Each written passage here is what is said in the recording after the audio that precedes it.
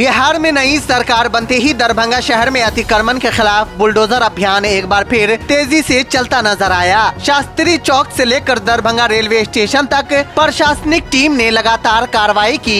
अभियान के दौरान फुटपाथ और सड़क किनारे सालों से जमे अवैध दुकानों को हटाया गया। प्रशासन ने स्पष्ट किया कि ये कदम शहर को जाम मुक्त, सुरक्षित और सुव्यवस्थित बनाने की दिशा में उठाए जा रहे हैं। सड़क किनारे किए गए अतिक्रमण के कारण अक्सर जाम की समस्या गंभीर रूप ले लेती थी। इसी वजह से सड़क चौड़ीकरण भी प्रभावित हो रहा था। अभियान शुरू होते ही कई दुकानदारों में हड़कंप मच गया।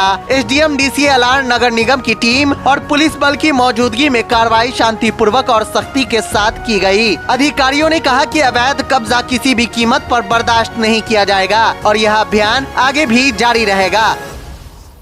यही कि हम लोग एक हफ्ते के नियमित अतिक्रमण हटाने के ड्राइव पे हैं। शास्त्री चौक से हम लोग दरभंगा रेलवे स्टेशन के आसपास अभी अतिक्रमण मुक्त हुआ है।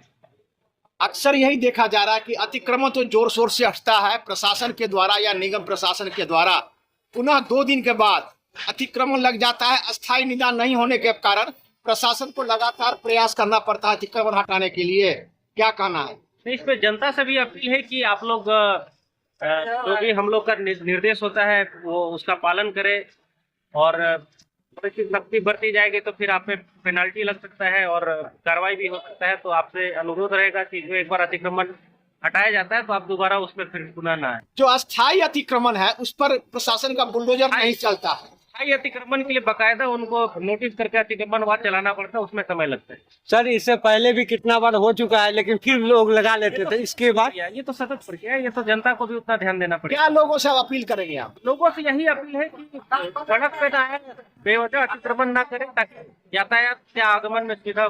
सर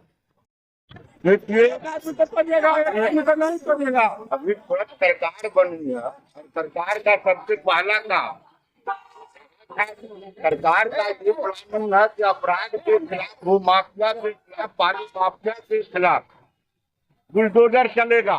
लेकिन अभी आप देख रहे हैं कि हम भी सरकार के अंग है, हम एक राष्ट्रीय पदाधिकारी पार्टी के हैं, लेकिन मुझे अफसोस हो रही है, मैं अपने आप में शर्मिंदगी महसूस कर रहा हूँ कि अपनी सरकार में दशकों के ऊपर से गुजर चल रहा है। जबकि मैं टाउन वेंडिंग कमेटी का मेंबर हूँ, इससे पहले अभियान चलता था, हम लोगों को डीएम साहब बुलाते थे, डीओ साहब बुलाते थे, एसपी साहब से यहाँ मीटिंग होती थी, प्लानिंग बनता था और प्लानिंग के तहत मार्किंग करवाते थे, हम लोग भी उसमें सहयोग करते थे। इस बार कहीं ये नियम नहीं अपनाया गया है, दबंगता पूर्वक हो रहा है और इस दबंगता का जवाब यहाँ की जनता देगी। आज हम लोग अभी हम लोग मीटिंग करने जा रहे हैं। कल हमने डीएम को ज्ञापन दिया है, अभी डीएम साहब से मिलने भी जा रहे हैं और ऐसा अगर रोक नहीं लगा तो निश्चित रूप से जो है भड़केगा और आंदोलन तेज होगा, निश्चित रूप से होगा।